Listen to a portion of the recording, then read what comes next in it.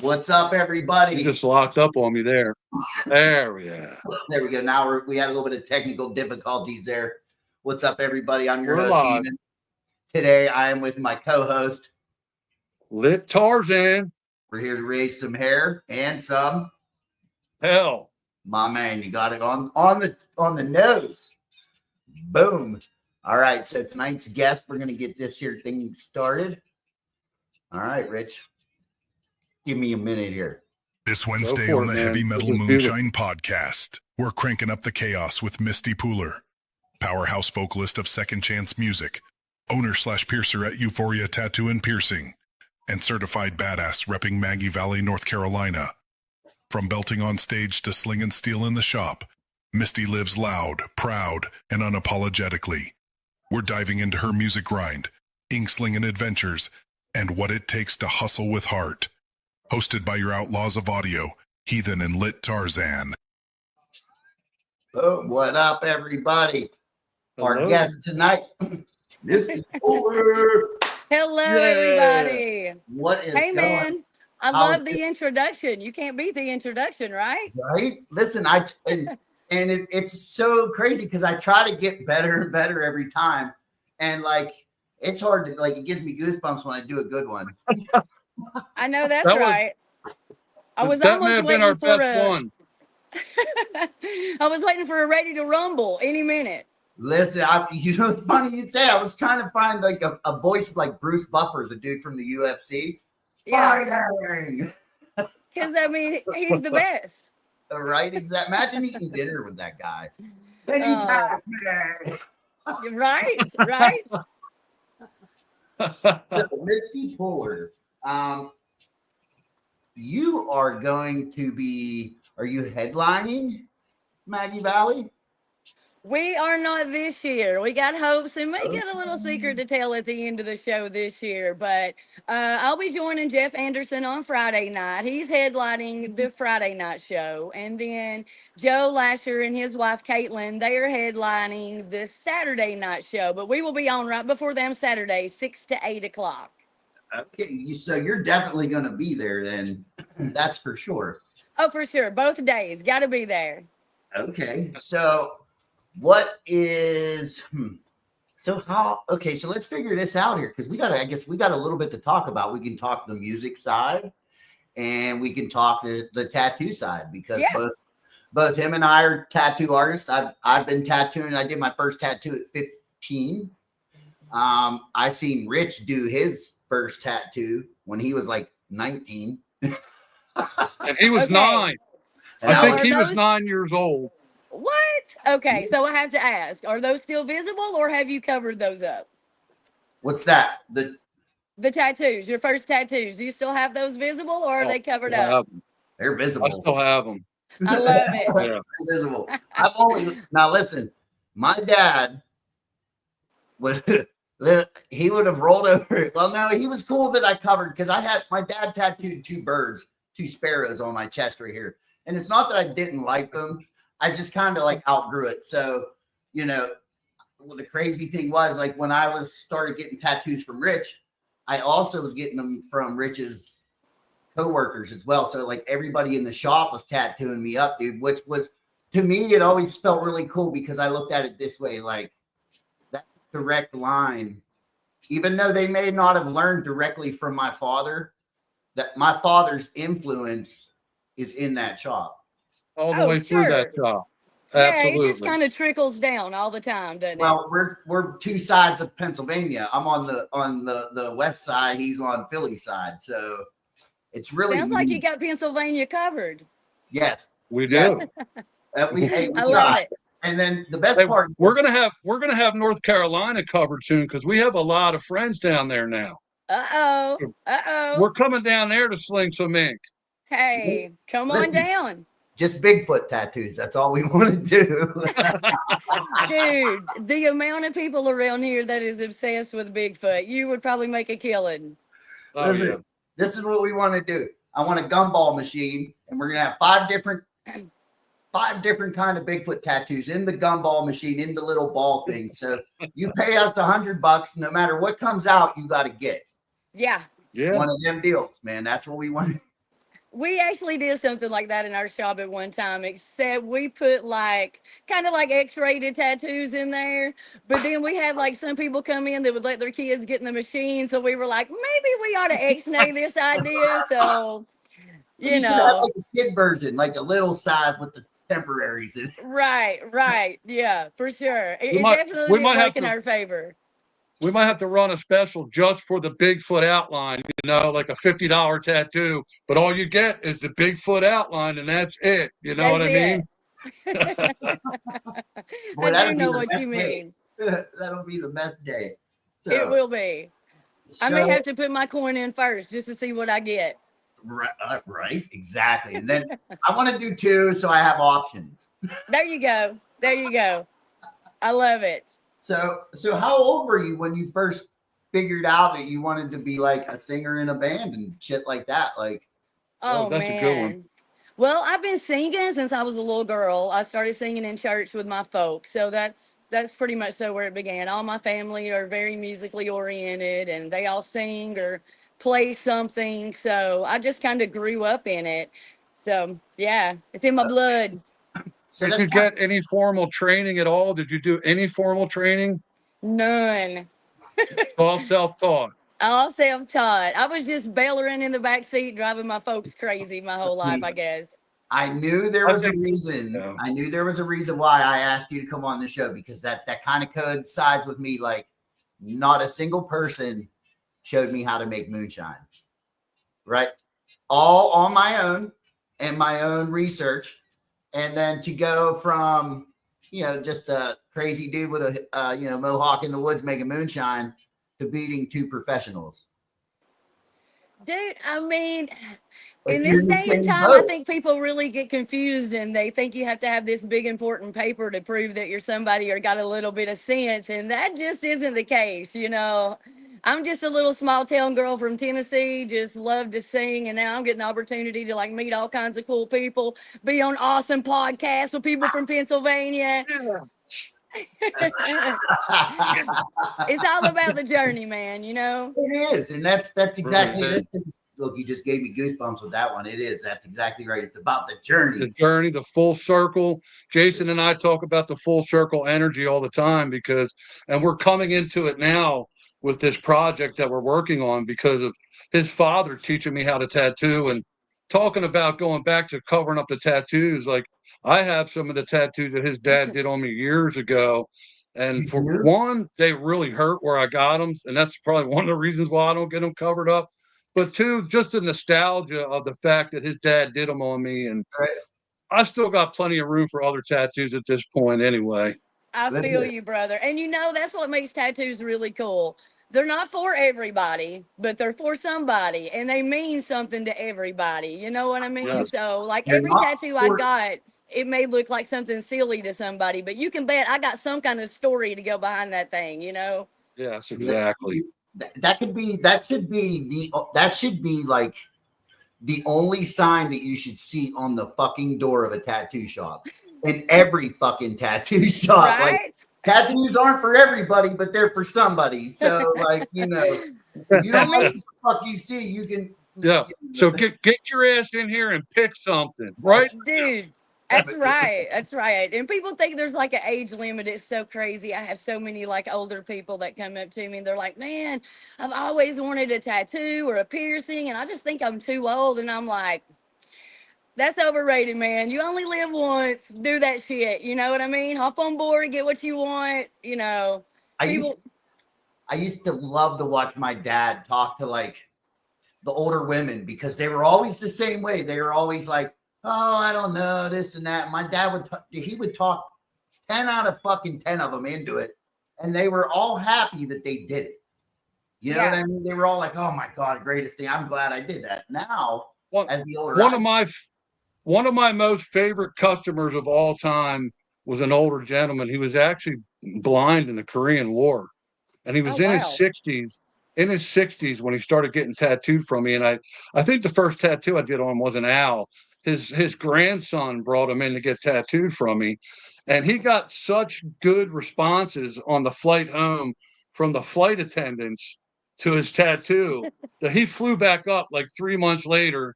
And this man was blind. He got another tattoo from me. I fell in love with him. It turned out that he had like his birthday was a couple days after mine. He brought up videos of himself jumping out of airplanes, blind, tandem with another person. And I became friends with him and actually went down and visited him in Florida. And we took his boat out into the Gulf of America, what it is now, the Gulf of America. We went out there in his boat. He was blind. He was just telling me the landmark. Look for this, head towards that, look for this. And we went all the way out into the Gulf and fishing with a blind man's instructions. And that is no lie. You trust him blind? That's a cool story. That's a super cool story. Right. Meanwhile, I wouldn't trust a blind man to fucking no. He fell in love with getting tattooed. He fell in love with getting it. It changed his life when he got the attention from the stewardesses, the women on the plane. That was it, man. Dude, that's all it took. That motherfucker was wanting to be sleeved out from then on out. Oh yeah. Me though, I'm thinking in my head, like if I was blind and I was getting a tattoo, the only thing I could think of is like, I swear to God, if you don't put on what I think I want, I'm going to be really, really angry. But then how do I know what I want? Because I don't know what nothing fucking looks like if I'm blind. I mean, you got to be pretty damn trusting, right? You got to be pretty trusting. Listen, if you were blind from the jump, from like day one, you've been blind your whole fucking life. How do you know what a cat looks like? You don't. Right. Right? Yeah. That's the thing. People talk about it. You'll always have that conversation with your friends. I know I have. People are like, would you rather be deaf or blind or whatever, And it always goes back to neither one of those are going to be like awesome, because once you've already tasted what it's like to see or what it's like to hear, then you really know what you're missing out on, But like you say, when you're born into it, that's just natural, and you just learn to accept and appreciate everything the way it is, It's kind of beautiful, Yeah, just like singing on your own and making moonshine on my own. You know what I mean? It's a cool thing to fall into. And dude, yeah, facts. And it's all about meeting people, dude. It really is. Like for me, I love to sing and I love being on stage, but it's all about meeting people and having an impact on maybe just one person in the audience. If you got one person that felt what you were feeling, what you were singing about, that's a job well done in my book, Yeah, absolutely. Yeah. Like we had just had the bass player Norman Voss on from Bret Michaels' band, and that dude there is like, he is legit true rock star. Like he's out at old people homes. He's playing guitar for, you know what I mean? He's doing this on his own time. Everyone. I love that. Yeah, that to me is what a real rock star is, man. And ultimately, you're exactly right when it comes down to like, it's about meeting new people. It's about continuing that story and hopefully like taking something good away. And, there's a lot of good things I took away, like the people you meet, conversations you have, I'm going to too, because I will be down in Maggie Valley. So we're definitely going to meet up. I mean, I'm at the pre-party. So, yeah. I'll be at the pre-party. I'll be there Friday. I'll be there Saturday. I'll introduce you to all my band. They're cool dudes, man. I'm really blessed with an awesome band. My duo member, Kyle Nathan Smith, like he is killer, man. He is a hell of a songwriter and hell of a dude. And it's just been a really cool journey with him over the last 2 years. Like we've accomplished a lot of shit in 2 years. Make sure. I'm not going to say anything. Making me want to get a drink. Nothing, but make sure I see you. I gotta ask you. I'll tell you what. I'm from Tennessee, like I said before, but there was a guy in Tennessee that I used to get the shine from, and he had a flavor that was called sweet butter. That's what he called it, and it tastes like butterscotch candy. I've never to this day found anything that tasted like that. So if you got anything similar, bring that on up to the valley. You want some butterscotch, basically. Dude, it is so good. Like, I don't know how dude made it, but it literally just tastes like butterscotch candy to me, and I've not tasted anything like it since. So was it strong? Well, it sounds like it should be like a sipping cream, Jason. Like if it had a little bit of a sipping cream type of a, or was it clear? Or was it what? Was it clear? Was it clear? No, it had like a little bit of a tint to it, just like kind of like a cream. It would remind you like of a creamy color, like caramel. Like salted caramel, maybe. Maybe like a Werther's original, almost like one of them pieces. See, because it I would don't be know. so easy. Like we can infuse that flavor. Like ultimately, if you went and bought a bag, say you had a jar of 180 proof, you go and buy a bag of the butterscotch candies. Yeah. And Yeah. like 10, what I would do would be grind them up first, because you know it'll take forever for them to dissolve. But you grind them up, let them soak in there, and then when you're done, filter out any of the sugar, or if you want it, leave it in there. But I like you filter it out, and then I mean you can't get any more butterscotch than that. Or if you want, like what I'll do is I'll make a clear sugar shine, because I'm not big into corn because it's just too much for me. It's a mess. So it's quicker to just sugar shine and be out, you know. So like we can do it that way, and then I can do it with like I can get butterscotch extract from the Amish here. Oh, Like, okay. See, now you're talking. The Amish people, they know what's up. They know what's up. And you are surrounded in Pennsylvania. So yes. Oh yeah.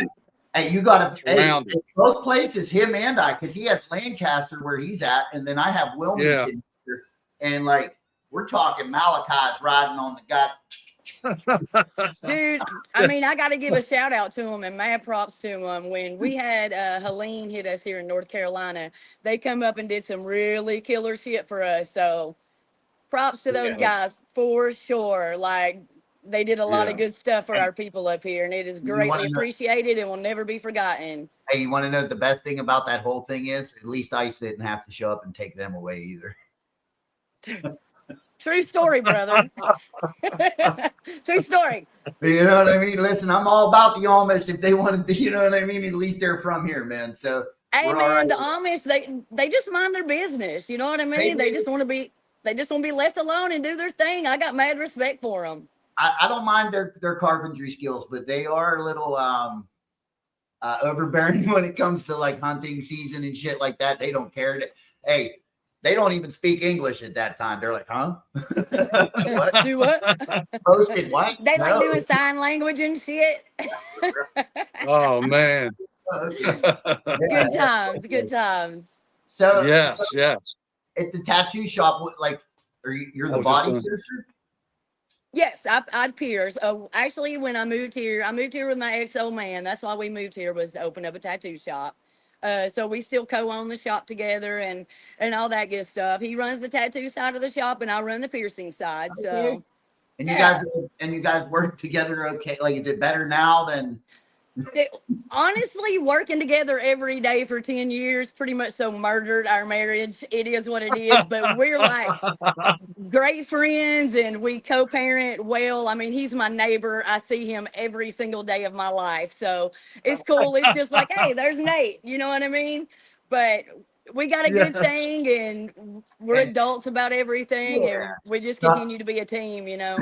How long has Nate been? I was going to say, you do have children? Yeah. I have 2 kids. I have a daughter that is 25, and then I have a son who will be 15.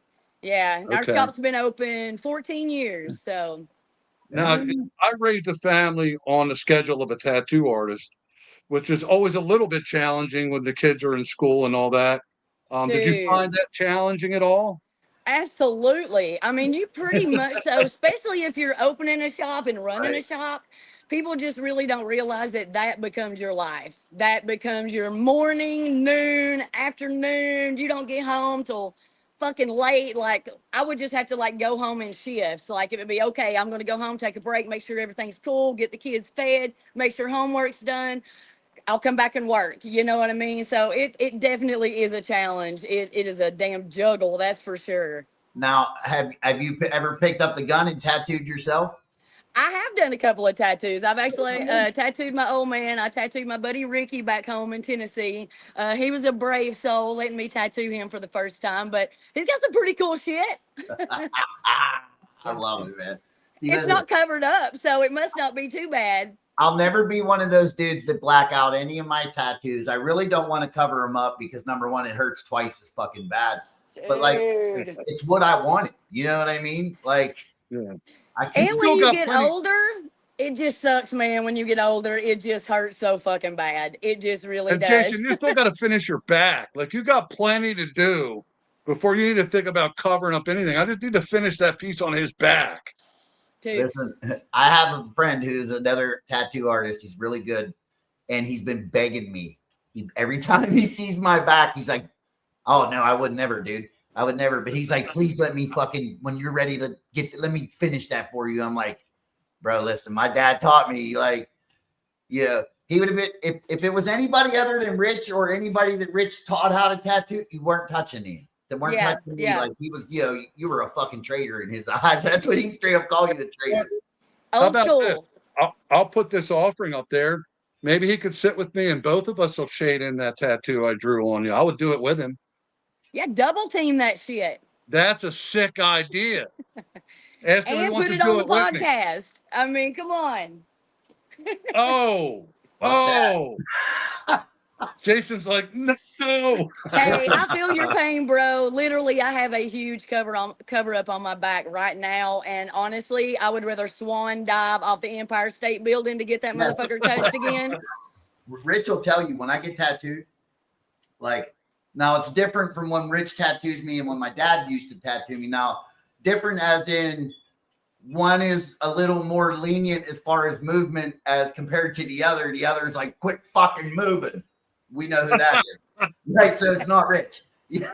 But they both have giant mitts and big hands. So it's a bigger stroke on that needle. And everybody thinks, oh, these guys are so heavy handed. Listen, I watched Rich barely even grab the fucking gun and it hurt twice as bad. Yeah. I'm kind of like this. Like, I just want somebody that's going to get in there and get that shit done. I'm not really looking for the light-handed person. I'm looking for the person who's going to get in there, get their shit done, and let me the hell up out of that chair. Yeah. Forever. Yes. It's got to look solid. It's got to last forever. So facts. So the hardest part about being a tattoo artist is giving as much effort from the start to the end. You got to be the same effort all the way through that tattoo. And that's not easy to do. It's not. And a lot of people just don't really have the love and desire to give you their best all the time. And that just really wears me out. Because, I mean, that's permanently on somebody's body, you know? Do your shit right. Yes.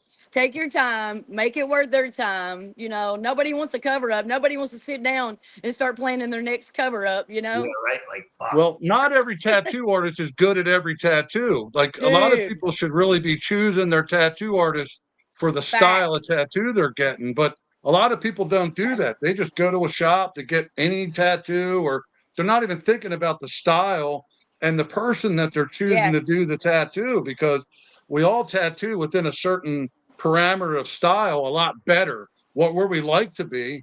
And a lot of times, going outside of that can teach you. At one point, I wanted to be able to do every style in the shop. I just wanted, that was like a goal for me. But I learned over the years, the guys that were the best, they specialized in one thing.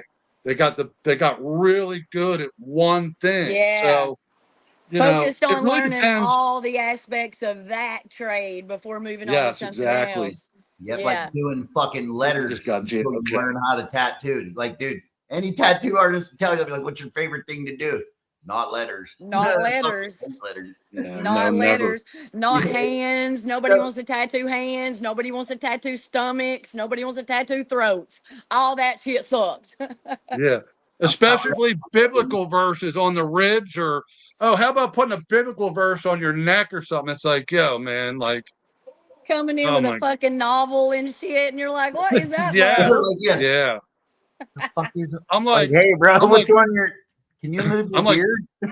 pick out the best word in that whole paragraph, and we'll put that one word on the back of your arm, this big. Yes. You know. That's where I'm at as an artist. Yeah, it's like I like lettering when it's big and bold, and you can read like it like that. But when if I've got to write a paragraph, I'm done. I might as well grab a book. Well, dude, it just looks like shit over time. You know what I mean? It's just gonna blob. Yeah. I've got letters on me right now that I look at, and I'm like, holy shit, I really should have rethought that one. But how many people have stopped and even took the time to read it, and let alone if it was a book? Like who is going to stop and read that? Even your lover isn't going to be like, oh, hold on, man. Wait, in the moment, I got to see what this says. Hey, that's when you get it. the bottom of your chin and you just have it all up under here. So the only time you fix when you're laying down, or if you're You're above, right. Having that big crazy skull looking down on them. They'll remember that. oh, yeah, right. That'll be cool. So okay. So speaking of styles, then, so what kind of music do you like to sing? Like, I know we discovered you, or you had said that you sing a lot of, you started with gospel or whatever, but like, what is your most favorite? Like, do you have a favorite song? Do you have a favorite genre? Like, I don't. That's a tough one. Probably Southern rock. I mean, I grew up on Southern rock, man. That's like in my roots. That's where it all comes from, I'm a rocker for sure, rock and roll through and through. But I like some good old country. I mean, I was raised on Waylon and Merle and the good old boys. So I got a wide variety. I mean, I could go from that and then turn on some TLC and the next thing and be, rocking to some waterfalls. So I guess it's whatever the vibe is, right? Exactly. Say, whatever the crowd is responding to. You're right. And as an entertainer, I feel like you kind of you can't come in and just do the same old, in my opinion. I mean, there's some bands that like to want to do one certain thing and that's what they're known for. And that's cool. But I like being able to bring in different people of all ages, people that like all different genres. I like for somebody to be like, holy shit, I was not expecting them to do that song. You know what I mean? That's what's cool to me. See, kind of blowing people's mind a little bit. I feel like just hearing your voice, just through this conversation, I feel like there's a power behind there. Like there's some deep, like there's some big voice behind you. I figure you're this small person with this giant fucking voice. That's what I'm getting. I get that a lot. I am a tiny person. They're like, man, I was not expecting all that to come from your little bitty body, but yeah, you're like, where do you get all the wind for that? Like, you know what I mean? That's cool. Dude, when I first started playing with these guys, I'll tell you what, I was like, holy shit, I'm gonna have to get on a treadmill or something because you hopping around and singing at the same time. I was like, so it'll definitely put your ass in shape or it will put you down, one of the two, I know, like when I try to play, like, because I am no musician by far, but like I could play a tiny bit, but I know like just playing the guitar and trying to focus where I'm going to step next is hard. Yeah. Oh, like it's like I can't do that both at once. It's tough. So I can only imagine. I have mad props for any and all musicians. If you're a good musician, man, you have worked hard to get there, and you know what I mean. You deserve some respect and some props. So do you have a lot of events lined up for this summer for yourself? Yeah, we stay pretty busy. It's kind of weird. Everything kind of falls off here. We have like a fast season and a slow season. So when it gets cold, obviously a lot of the outdoor venues, they kind of shut down, or some of them, like here at the Valley Tavern where I'm at right now, they bring bands inside when it gets cold. So there's a few places that do that. So that leaves some options open, but we do lose several venues when it gets cold. So that kind of sucks, but what do you do, you know? Are you close to Gatlinburg? Yeah, Gatlinburg's like hour. Oh, okay. So are you more closer to Maggie Valley? I'm in Maggie Valley. Oh, okay. Yeah, I am actually where you guys are going to be. If you come for the pre-party on Thursday, that's where I'm at right now. I'm at Valley Tavern out here. This is where the guys will be. Shout out to Misbehaving. They'll be coming in. They're doing the kickoff party. Killer band. If you haven't heard them, holy shit, they are good and they're awesome dudes to boot. So super stoked about the pre-party. I think they just hit me up today and I think they're going to come on the podcast. Good. I actually talked to Andy and told him that I was doing a podcast and I said, I'm going to give you a shout out. That's their drummer. Okay. Super nice guy, man. So cool. I'm glad you're getting them on the show. They're awesome dudes. Listen, we like all this stuff, especially, your area, man. That's, I'm a far way away. He's a far way away. So like, just, hearing all the good shit that's going to happen there. And I can't wait to meet all the people that's going to be there. Like I had a good time. The first year I went, I couldn't really like be as excited as I wanted to be because I had won the show, but I couldn't say nothing. Yeah. So it's Yeah. like you're meeting It's all like- these people. Yeah, it's like it's taking the fun out of it. Now I'm part of the fucking thing. And like what's crazy is a really good friend of mine, Cindy, said I remember she sent me a fucking thing on Facebook like I don't know, 8 years ago, probably 7 years ago, 7 or 6. And it was a clip of like Maggie Valley and it had like moonshine steals. And I'm like, what? Fucking moonshine. I'm all about it. You know what I mean? So I started looking into it. And then here we are. The next year I'm going. And then I'm going as a winner from fucking master distiller, you know? So that's Congratulations, bro. Full circle. That's full circle. We just talked about it earlier. Full Maggie circle. Valley is such a cool spot, man. Like literally the valley is full of some of the most awesome people you will ever meet, the most loving people. And I will tell you, some of the most talented folks that I have met in my life live right here in Maggie Valley. So like you go to open jams and stuff around here and you're like, damn, Billy Bob done come from the hills and he is singing it right, you know? Is that where your piercing shop is? My piercing shop is in Waynesville. It's in the little town that's right next to Maggie Valley. Okay, so it's not Yeah. far from there. Yeah, So if somebody wanted to get Yeah, somebody I'm wanted to get some Euphoria work Tattoo done and while they're out Piercing. there. I'm sorry? If somebody wanted to get some work done while they were out there, they could go to your shop. Absolutely. Euphoria Tattoo and Piercing. We're at 157 Depot Street. Go in. Everybody there will take care of you. We have a really cool staff, very personable, make you feel like family as soon as you walk in the door. We kind of pride ourselves in that. So, yeah, we definitely love to stab you or put some ink on you. I was just gonna say that. It's like, hey, you know what? We can at least be a little bit nice before we fucking hurt you. Yeah. Yeah. I Hey. love it. All you got to do is go outside of Pennsylvania and everybody's a lot nicer. Now, I'm not talking about over in Jersey, but you go the other way, you start to go out west and down south, everybody's a lot nicer than we are here on the East Coast. I That's mean, just you, bro. that's That's all I'm just going to Billy. say.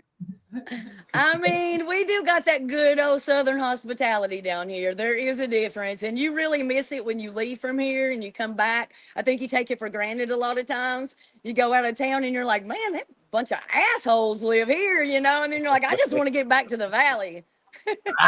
See, that's kind of like how I feel like when I was in a motorcycle club, like I think it would be funny as shit because like we were a military support club and you got all these big fucking crazy looking bikers, but you know, we pack stuff, we send them over to the troops. We're fucking doing bike runs. We're raising money. And I'll be the first one to hold a door open for an old lady. Like, I you love know it, what bro. I mean? I love it. I love that you want to help and support the military. Yeah. Major props to you. Yeah, Me we did, too. you know, we did all that good shit. We did. I loved it all. But so coming out there, I think I'm, you know, I might want to stop in the shop and get something fucking poked. I Oh, want to dude, drive that a would tank. be If they gave awesome. me Yeah. You drive a tank, you said? if they gave me a job driving a tank, I would take a job right now. I saw that they were hiring $40,000 hiring bonus for guys up to 30 years old learning how to drive tanks for our military. But What? I think above 38, that's like the cutoff line. It was like 30 some years old was the cutoff line. I said, come on, they need to make it like 60 because old men like me, you could just send us into battle. We're nuts. We don't care. Listen, Dude, probably I mean, make it for back. real. There ain't Like, enough they're money missing all coming the back. good. You know, they have totally cut out the good area of people that they need to hire, for sure. no way, no way. So let's get back to this. So as far as instruments, do you play any? Do you play instruments, or are you just the singer, the songwriter? I play a little bit of bass. I can play a little bit of piano, but I am not comfortable enough to play in front of people. Really never focused on that as much. I was more about singing and performing and dancing and, you know. The front lady. Yeah. Okay. All right. But I got a killer band that plays for me, so that's, you Okay. know. How old were you the first time you played in a band, actually? Like, how old were you the first band you were in? Oh, let's see. Very first band probably was like in school, like Little Bullshit Band or whatever, like 8th grade. But we Okay. sucked. We Did sucked. you It was do any bad. like talent shows at school? Did you ever go on a talent show in school? Oh yeah, yeah. I definitely did talent shows. Good I like question. doing talent shows. Yeah. What do and you we, think? of course, What do you think you might have sang at the talent show in school? Can you remember? shit. I'm pretty sure I did "Wind Beneath My Wings" by Bette Midler. Can you believe that shit? No. I love it. I guess, right? That's great. What do I you think do, that's man? great. Probably Uh, loved it. So here's a good one. What would Misty Pooler now say to Misty Pooler then singing Wind Beneath My Wings? Girl, you're gonna sing way cooler shit. Just hang on tight. Hey, just let the wind take you. That's right. There's better things to come. Just hang on. Now, Jason usually asks a question of if you had to pick your favorite artist to sing with, and let's say pick one live and pick one that's maybe deceased. Who would be your favorite artist that if you could do a song with, and you could choose to do a song with? Good question, Rich. Oh, I'm gonna say Steven Tyler for Oh, sure. cool. I love me some Steven Tyler. I think he is a badass. As far as dead, this is gonna be weird, but I'm gonna say Patsy Cline. Okay, I like that answer. Okay, Yeah. now here's my That's a question. classy answer. That's a classy answer. Here's my question. Now that was a good question, Rich. Now here's my question. So, with Patsy Cline, what are you going to sit down and drink? What kind of drink are you going to have with her? And what kind of drink are you going to have with Steven Tyler? Oh shit! It's going to be All two right. different drinks. It's got to be. Okay. Steven Tyler, honestly, I'm thinking we're gonna have some tutti frutti shit. I don't know why, but I'm screaming like something screams umbrella, some kind of fancy fruit shit hanging off the glass. I don't know why. But and then Patsy Cline, she seems like she'd be on the hard shit, bro. Like she'd be pulling out the damn bourbon or some shit or some Oh, gin. yeah. Oh, I'd yeah. be puking in the corner, not being able to hang. Fucking black velvet or something hard. Like, Oh, dude, I'd be so in trouble.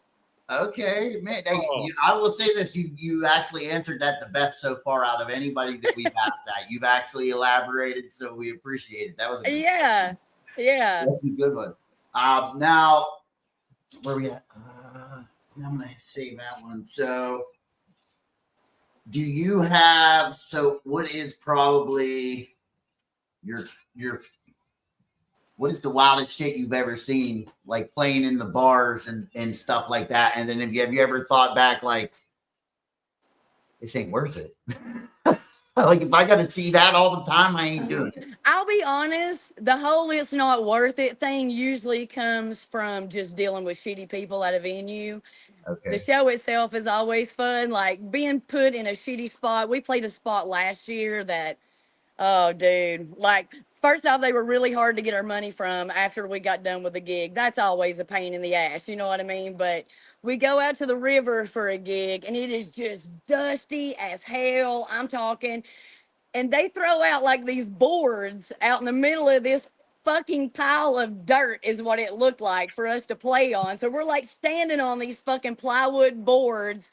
Literally every time the drums hit, you can just see dirt just slinging all on our shit. So that kind of makes you be like, I don't know if this shit was worth it today or not. But as far Yeah. as stuff that I've seen at shows, probably my favorite is just being really surprised at how people act. You're just kind of like, you can kind of like watch them climax as the night goes on. You can usually pick that Yeah. guy. You know what I mean? Like Yeah. he walks in and you're like, this dude is going to be a mess come about midnight. Oh, And usually yeah. he is. Now, do you have a favorite? So there's always that one dude, always that one guy in every fucking bar that is like this dude is like One-liners. Has Well, the no, he's like- one-liner. No, he's like the closet break dance champion of the fucking world in the back. Yes, she knows exactly what I'm talking about. He's all like, there's always that one. Do you have a favorite? I have multiple favorites. And at the pre-party show, I will be sure to drag you to the side and point those out for you and see if you agree. Yes. Maybe I'll get them on the podcast and be like, Yeah. Those would make good short videos. Good short videos. Dude, it's exciting. But you know what? At the end of the day, you just want to see people having a good time. And, you know, I don't really give a shit how they dance, how they whatever. Just have a good time and don't be an asshole. You know what I mean? It's like you get the box. It's like everybody loves to like go to the beach and people watch. right? But fuck it, we're at the bar, and now you're just like you're like the main watchers up there. You know what I mean? Like you're like the judges. Like you said, you can see the climax, like going, gone. Facts. It's very entertaining. And sometimes it's really hard to like concentrate on what you're doing. I was 'Cause you just get going to tickled ask you that. sometimes. I Like was our going to last say, show, I was up there. Go ahead. has anybody ever like caught your attention that much that you started laughing in the middle of singing? Like, Yeah, I actually choked on a song last week because one of our buddies come in and dude, he was tore up and he is standing there saying something to me and I totally just mess up the song. Forget where I'm at in the song. Kyle's looking at me like, you're at the wrong spot, Misty. And I'm like, shit.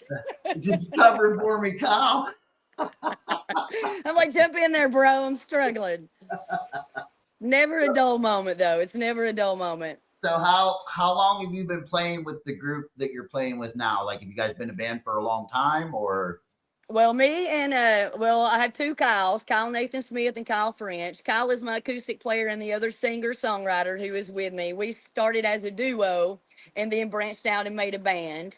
Our bass player, he's the OG. He's been with us from the get-go. But we have a new guitar player and a new drummer who's been with us, well, right at 6 months now, and they're killing it so far. So beautiful. So nothing but good things from here on out. Then even nothing, more. yeah. Only way is up. You know what I mean? Fuck yeah, man. With that kind of attitude, that's the only way you can go. I mean, you know, hey, you just got to keep striving, keep on keeping on, you know? That's it. Yeah, well, that last week when we had Norm Voss on, his energy was through the roof. I mean, even throughout the whole podcast, his energy was high level like that. Now, the guys in your band, do you have any guys in your band that kind of bring that level of energy that Dude, is kind of? my drummer is a badass. He is a badass. If he could dance, he would. We call him the Beast, and he has that name with good reason. He is such an entertainer, and as soon as he sees that you are enjoying what he's doing, he is ready to show up and show out. Like, Yeah. I mean, he is doing the trick sticks, you know, the sticks with the trick, you know, you name it, he can do it. He's such a good guy. See, that's what I was telling the last dude. Like, that for me is the best part of the show. Like, Facts. it's I like to watch every aspect, like every instrument. Like I'm not like, I love to hear it in a whole, but I like to focus on each individual so I can give them all their props, all their time. But I like to play the drums too, so that would probably, I'd be like, Oh, yeah. You will definitely enjoy our drummer then. He is a very talented dude. He's been playing music a long time. So maybe if I make some butterscotch, that's what we'll call it, the butterscotch beast. there you go. I like your way of thinking. It sounds good to me. That's the ADD. Yeah.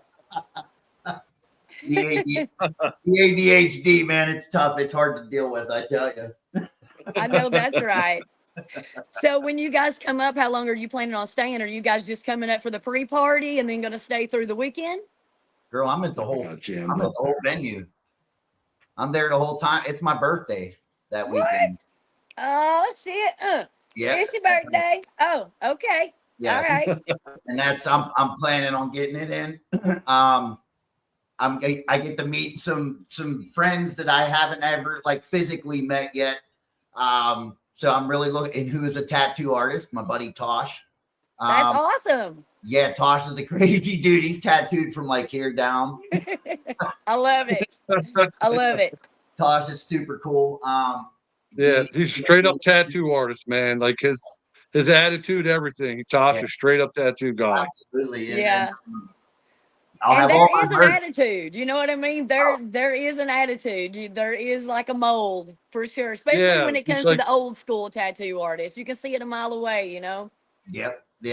That's like, I don't tattoo as much as say Rich or even Tosh, because more of the moonshining aspect things now. Like, what really kind of pushed me out, like, I'll tattoo what I want really on certain people, you know what I mean, just to kind of keep it you're going. Tattooing me.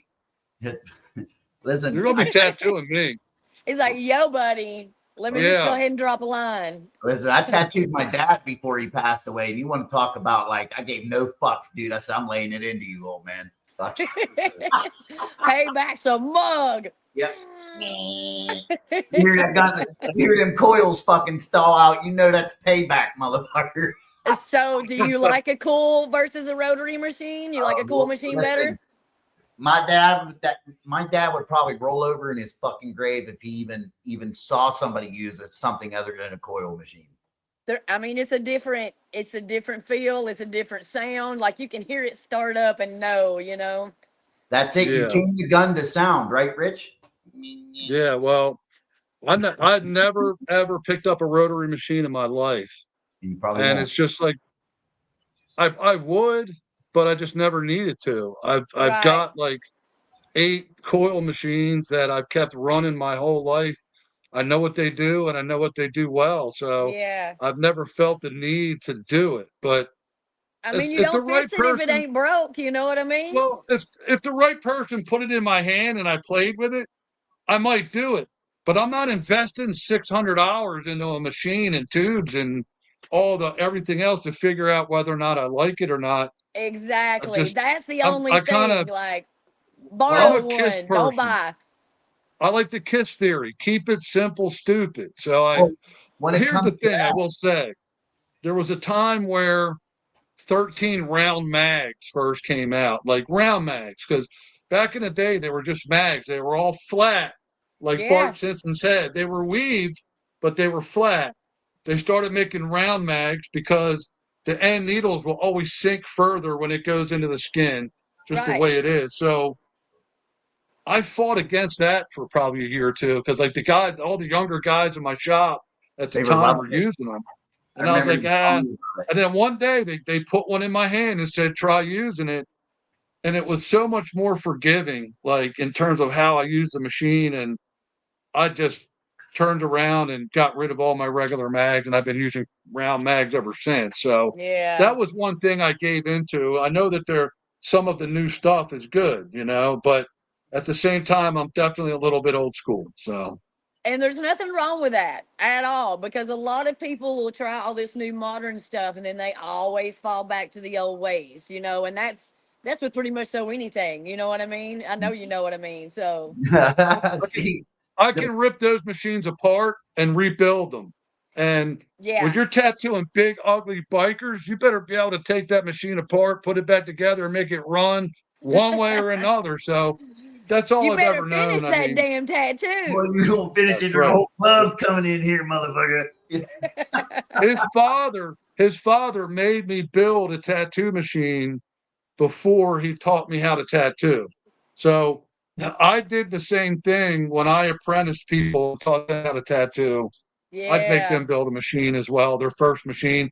It never turned out to ever be their favorite machine in the end, but it taught them how the damn things work. So that when you do get your favorite machine and you know what to do with it. If you take a carry and conceal class, that's pretty much what that class does. It teaches you how to take that gun apart, how to put it back together, how it mechanically works. That way you understand every aspect and you don't shoot your damn dumbass self. You know what I mean? Right. He came here and was tattooing me, and he took this is no bullshit. Like, these guns were old. Fucking, I want to say one was they were Spalding and Rogers guns, dude. Oh shit. Yeah, and now that right there, just that alone, you know that's how old they are. He took them and fucking within 15 minutes. He's like, now I will say this. That's exactly what it sounds like too. I will say this: he ran it till it fucking blew up again. That's for sure. He fucking. But, you know, he all right, we're gonna use this one. You know what I mean? I'm like, it's not a matter of if, it's a matter of when or how. Yeah, like, he did it just to show me exactly what he said there, man. Like, you better be able to figure it out if you're gonna do it. And sure shit, he did. Like, I thought it was cool. You know what I mean? Yeah. It was pretty neat to see something. Well, Jason, you and I are going to have to go down and visit her shop for sure. We're going to have to come down and visit the shop. I mean, I'm not going to be down at Maggie Valley, unfortunately, this year, maybe next year. So not this year. I got to take care of my mommy. That's a good boy. You take care of your mama. Yeah, for now. My she's got dementia. I've been caring for years. So Well, I hate to hear that, but good for you. You know, they took thank you. care of us. It's our turn sooner or later, isn't it? Hey, listen, I'm Yeah, well, thankful I don't have to do what he has to do. after COVID, I was hoping that I wouldn't have to put her in a home, but she maybe within the next year she may be going into one because she's at like the point to where she's fully crippled and Oh man. just Listen, can't walk anymore, and she's to it's put tough. me in the fucking home. Yeah, that's Yeah. just, yeah. I see you over there. Hey, You're come like, on don't be down, putting me man. in no fucking home. Fucking Yo, I'm not changing your diaper, bro. You change your own diaper. I'm like this. I don't see you later. You better go grab a garden hose, Yeah, bro. I don't like know if what to tell you. the fucking Uber's late, man. Where's he at? That's exactly right. So now the piercing thing, is there you got any good funny ones about that? Like if you had any like what is Like private piercings that went awry? There you go. I'll tell you this: when we moved here, I was gonna do the whole private piercing thing, and then a few things like steered me different. So now I kind of look at that as if my kids are starving, I'll do private piercings. Like I'll do like nipple piercings, but anything below the waist, I'm like, nah, I'm good on that. That's just Yeah, see, I've always my buddy, the guy who did my throat tattoo, he had a shop out in Chicago. Look, Rich is laughing. And he was telling me one time, he was like, dude, listen. He's like, they get everything tattooed out there. I said, everything. He's like, dicks and all. I said, shut up, bro. I said, listen, if someone come into my shop and was like, can you tattoo my wiener? I'd be like, no, because I'm not fucking holding it. Like, no. Listen, I would be like, yo, they'd say, people would ask me for a tattoo on their wiener. I'd say, the tattoo's $300, but it's $1,000 handling fee. So I was like, right. they never wanted to pay the handling fee. Right. I mean, sorry about your I luck, wasn't bro. going to be the one handling it. Not I was there, going to go bro. out and pay one of the bums outside to come in and handle it. I'd give him $50. I'd take $9.50, and then I'd scribble something on there. So listen, you know what they did? This is what he told me. He's like, dude, they come in there, they want it done, and he's like, I'm not holding it. And they were like, you wouldn't have to. So what they would do is they would take like a Pepsi bottle, a plastic bottle. The fuck? And they tape the head to the bottle and roll it. No. And then he just had to hold the bottle to stretch it, dude. He would just go like that. I'm like, but you still did it? He's like, yeah. I'm like, fucking no way, bro. Who's wiping it? Who's spraying it? Like, no. No. I am not that hungry yet. No. Fuck no. I'll eat out of the garbage before I have to do that. Man. Funny story. My dad being a tattoo artist, we were at the bar one night, me, my mom, and my dad. My mom's in the bathroom, my dad's being funny, and I could hear him talking to the bartender, telling her that he had his shit pierced, right? Yeah. And I was like, I did a double take. I was like, you said what? He's like, yeah, I got it pierced, and he fucking pulls it out, right? Put it away, Dad. Put it away. I was like, get the fuck out of here. He's like, I'm serious. Look. And he pulled it out. I said, you got fucking flames on it too? It was tattooed. I said, what are you doing? He says, oh, your mom went to the store one day and I was fucking bored. He said, so I tattooed flames around it. I'm like, all the way. Like, what are you? How fucking bored are you? That's some dedication, bro. Right? Like, no. Now my mom got to come in and put out the fire. People do some wild shit, don't they? Like in our business, you definitely see and meet all kinds, man. It's crazy. Think that's what drives us to enjoy the most part of it is the funny shit you see like that. Like most definitely. They were wild people. They were free souls, man. I wish I'd have remembered that when I wrote that song with Kim about your dad. I wish I'd have remembered the flames. All the flames. Listen, they actually were out in the mountains one day drinking. I forgot about that, dude. It's the best. This is the best, right? My mom and dad were fucking awesome, right? My dad was awesome. My mom was a badass woman that didn't take shit from anybody, man. female. She took care I of his. feel like you She kind took of care have of to his be pet. that person if you're married to a tattoo artist. It's kind of, you got to be a different type of, you got to be a different breed of lady. Yeah, because there's a lot of jealousy that goes along there. You damn right. Your nerves will be tested. People will come in that you will want to slam their head off the bar top. It's like you got to deal with a lot of shit as being married to a tattoo artist. A lot, yes, absolutely. And my mom did. She did with a lot of shit. But listen, they were drinking one day and they were out the bar talking, and they were like, my mom says, I've always wanted to ride naked on the bike. Right? My mom wasn't a little lady at all, right? So my dad's like, yeah, fucker, we're gonna ride naked, right? Just no shit. So the next day they're riding, they're up, they're in the mountains. He pulls over and starts taking his shirt off. My mom says, what the fuck are you doing? I said, well, you wanted to ride naked, right? She's like, get the fuck, come on, take it. So she takes her fucking clothes off. She gets on the back of the bike. He's on the bike riding nothing but boots. Fucking boots and gloves, right? She's just sitting there hanging on naked.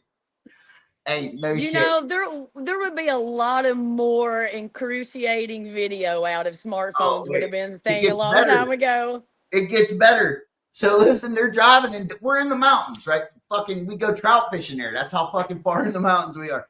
And all of a sudden they hit a fucking road construction.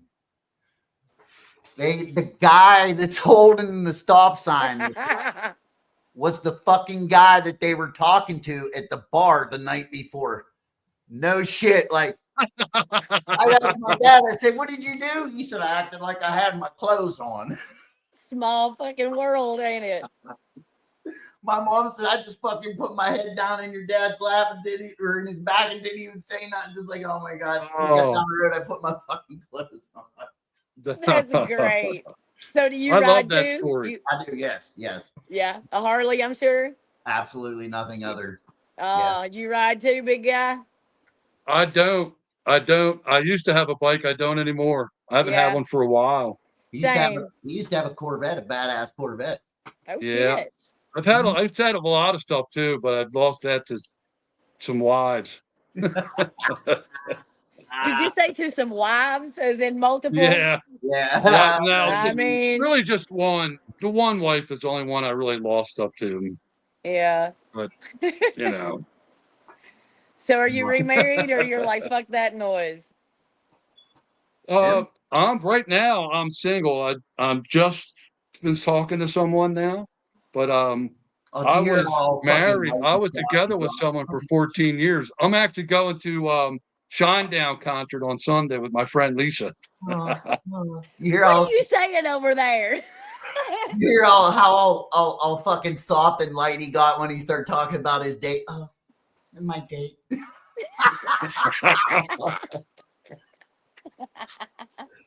I'm all pumped up, man. I haven't been out of the house since like January. So hey, Shinedown concert's going to be pretty badass. That's pretty cool. So if you're going to see a show, what are you going to see? Like, what are you going to see any shows this summer? Oh God, man, who do I have coming up? I got Tyler Childers coming up. Are you serious? That's my favorite right now. Oh yeah, I just saw Zach Top here a little while back. I got a Lainey Wilson concert coming up. I just saw Jelly Roll here a little while back with Post Malone. Oh, cool. Dude, I love some concerts. That's my thing. So Post Malone. So we seen, I think it was like twice in 1 year, because we seen him in California, and then we seen him here in Pittsburgh. And it was funny because I tell everybody this, like, I had like, this the first time in my life I've ever been on the fucking rail. Like, I could grab the fucking dude by his shoe loops and pull him off if I wanted to. That's how close I was, right? And I turn around and I look behind me, and the Pittsburgh Steelers are sitting behind me. Oh shit. And I'm like, yeah, fuck you for once. You're watching me for once. There you go, right? I just saw Metallica in Nashville. Metallica tour was badass, dude. Yeah. They killed it.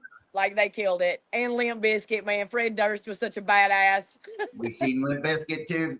So you're probably about the same age as me then, if you're talking about Limp Bizkit and all that. So what year were you born? 79. I'm 78, so we right there. See, look. See, you guys are young. I'm 67. I'm an old man. Nah. You still kicking, no, brother. I'm still young at heart. Trust me. Hey, that's all it matters. You know what I mean? That's what keeps you going is your heart. You keep it young, I, you last a little I, longer. I'm catching up. I might still have a bike someday. You never know. If Jason and I do well enough, I may have a bike someday. I mean, See?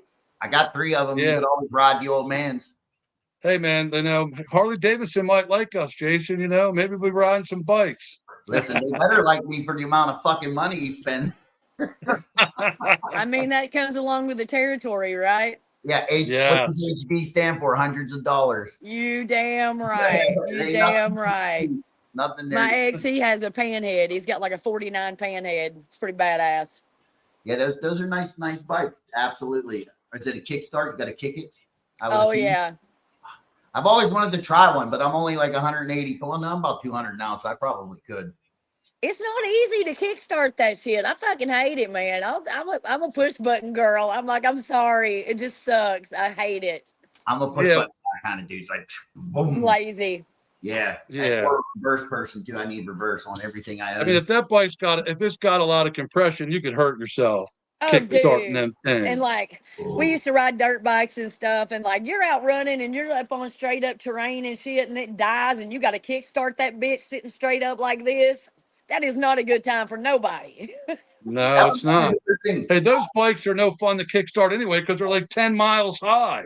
No, you get on shit, dude. You get on like a CR250. You're like, you're like on like a yeah. You got to sit and kick at the same time, man. Like, boom. True story. Into it. Right on. So, let's see here. What would you? Okay. So, how old did you say your kids were? 20 and 15, right? Yeah, 25 and 15, 25 actually. and 15. Do they have any interest in music? Are they trying to Yeah. My Huh? son, he is self-taught. He's playing the hell out of a guitar. We got on the Stranger Things kick, and like most teenage kids, they saw the Master of Puppets at the end of it. And Tenon was like 12, and he was like, I think I want to learn to do that. And I said, well, there's a guitar hanging on the wall in there. Get busy. Of course, I didn't expect him to, but hell, he went and grabbed that guitar. He went in his room, and he come out only to drink and eat for about 2 weeks, and he taught himself Master of Puppets.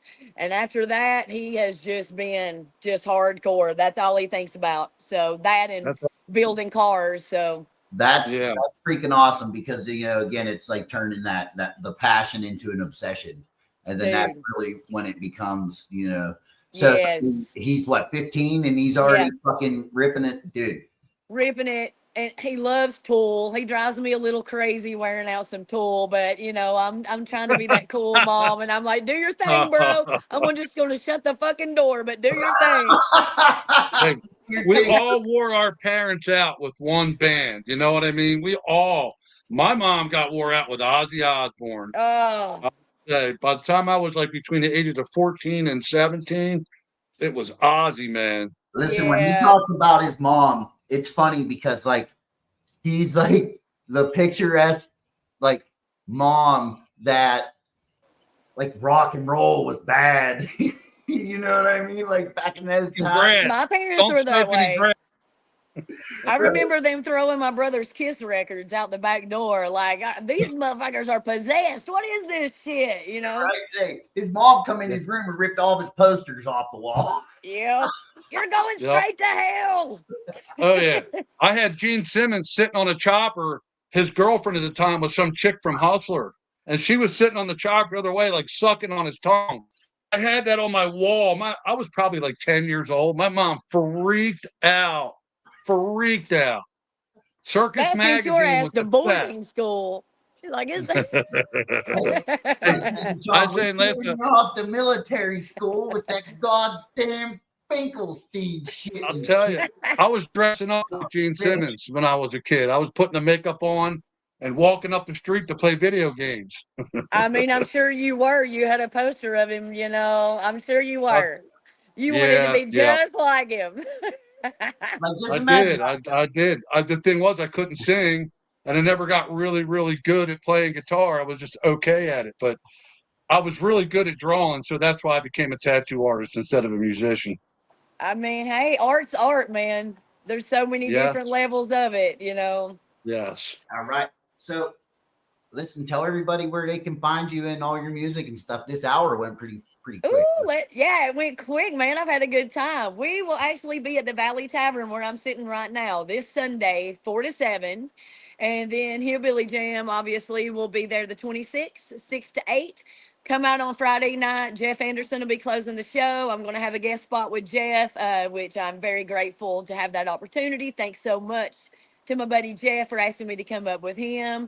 Then after that, you'll be able to find us Bryson City at Bryson City Brewing. We'll be at Native Brews back down here at Legends in the Valley. Like, Legends. Give our page a follow. We usually post everything monthly and weekly what we're doing. So is Legends like the biker bar that's right there?